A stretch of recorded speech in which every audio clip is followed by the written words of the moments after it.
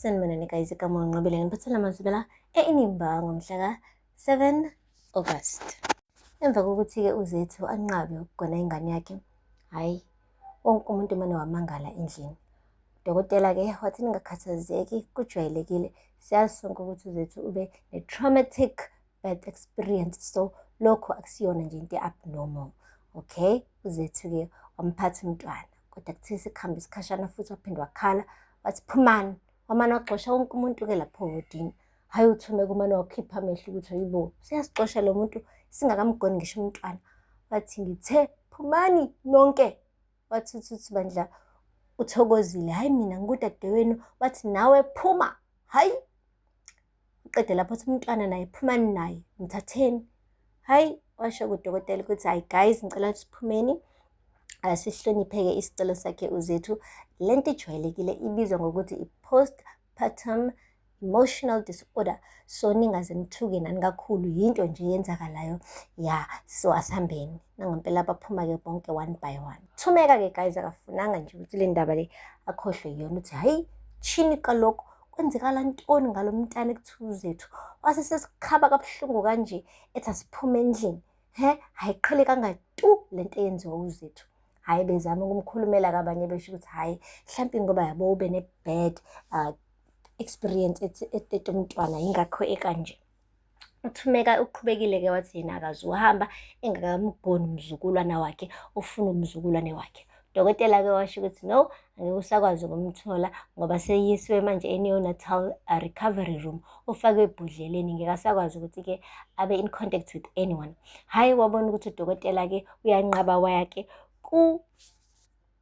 Nsiki, phela ilunga lomndeni wakaMabandla eyitshela ukuthi mhlampe-ke ngoba umetron laphaya esibhedlela uzomane abavumele ukuthi bambone umntwana.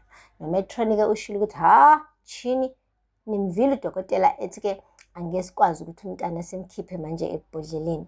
Yintoni ngani? Senifuna kube yimi manje ukugoba umthetho ngoba niyilunga lomndeni, ndizoze ngilahlekelwe umsebenzi mina ngenxa yenu? Soze kaloku. Sekusuka lapho-ke wathi uThumeka mina okusalayo ngeke ngize ngihambe nje ngingambonanga uIvakele.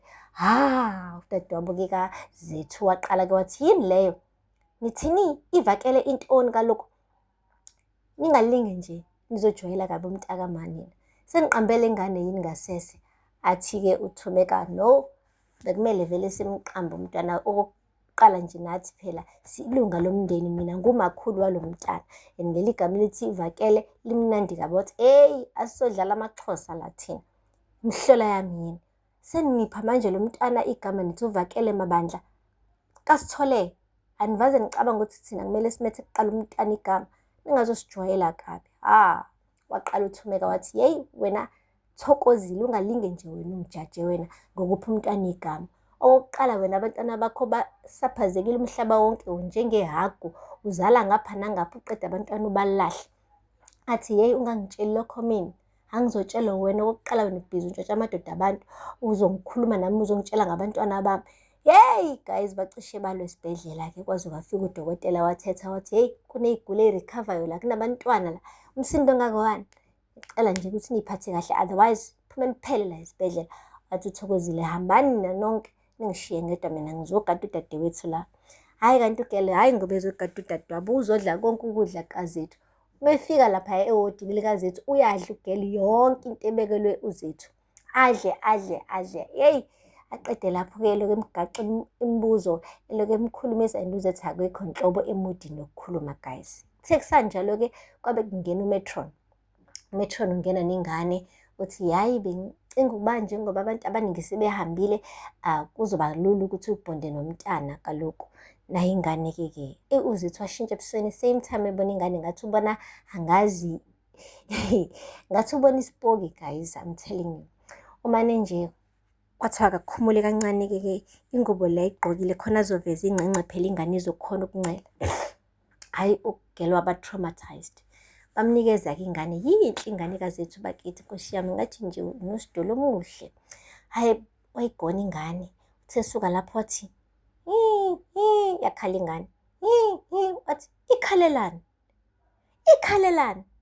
Uyayibuza yini ingane ukuthi ikhalelani because vele incane ayazi lutho. uZethu wayibuza ingane ukuthi ikhalelani. Hhayi, wathula nje uNtsiki wambuka. Wathi, ngincelisa kanjani? Wamtshela kuNtsiki ukuthi bamba ingono, ufake emlonyeni wengane. Wathi, okay. Wazama ukuyincelisa ingane yaqhubeka yakhala. Wathi, hawu, thula phela. Ncela. Wayithathisa ingane ugirl. Uthi suka lapho athi mthathe. Mthatheni. Hayi bo. Wabona kuNtsiki ukuthi no ngeke. Lo ngathi akukho safe ukuthi angahlala nengane yedwa. Yazi uhluleka ngisho ukuyigona for 2 minutes. 2 minutes mkhulu guys. Uma nithi mthatheni.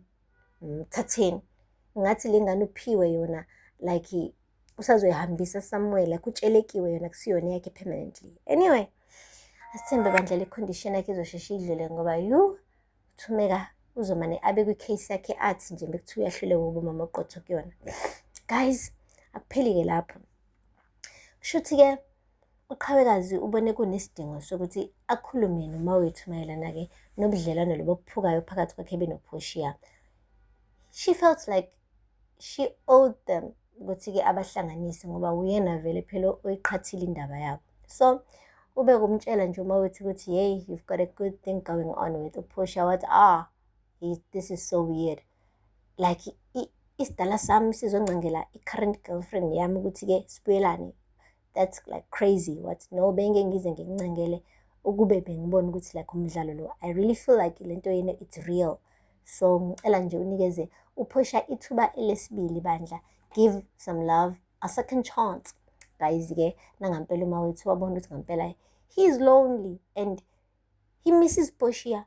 So he went there and asked ukuthi akhulume naye kancane. Washo ukuthi hey Joe, yazi ndaxolela, I forgive you and I still love you. How Portia, what I love you too. And then bahagana-ke guys, which means hayi cha sengathi bandla bakulungisile lokho kade-ke kubaxabanisa. Kuhamba kahle-ke for umawethu because ukufike noMr Zondo-ke ezomtshela ukuthi amadoda uyazi ngimoshile, ngenza iphutha elikhulu ngokuthi ngingakulaleli mina, ngikhetha ukulalela indodana yami. Uyazi phela ngaphandle kwakho iZondo Technologies ngawaphu phansi, wena uyinsika yeZondo Technologies. So by Monday bengicela bandla ubuyele emsebenzini. Ingayibona nje like ihappiness ibhaliwe ebusweni bukamawethu kodwa engafuni ukuyi-expressa yabo, but akafunanga ukuthi yes, akafunanga ukuthi no, but you could tell face expression ukuthi kwi-facial expression ukuthi ubhuti is saying yes, and ubeshilo ngayizolo ukuthi akafuna ukuphulukiswa umsebenzi wakhe. So yeah, ubuyele emsebenzini, sebebuyele benoPortia. It's like akaze kwenzeka lutho nje olubi empilweni yakhe, izinto zonke ibuyele back to normal like at a blink of an eye. But anyway guys, asibonge kuleyo ndawo. Aphela lapho-ke guys amazwibela namhlanje. Ngakhohle ukusubscribe and like and comment. Until next time, bye. Sanibonani guys, igama nginqobile ngiphathela amazwibela eNimba ngomhla ka-7 August. Emva kokuthi-ke uZethu anqabe ukugona ingane yakhe, hayi wonke umuntu mane wamangala endlini. Udokotela-ke wathi ningakhathazeki, kujwayelekile. Siyazi sonke ukuthi uZethu ube ne-traumatic birth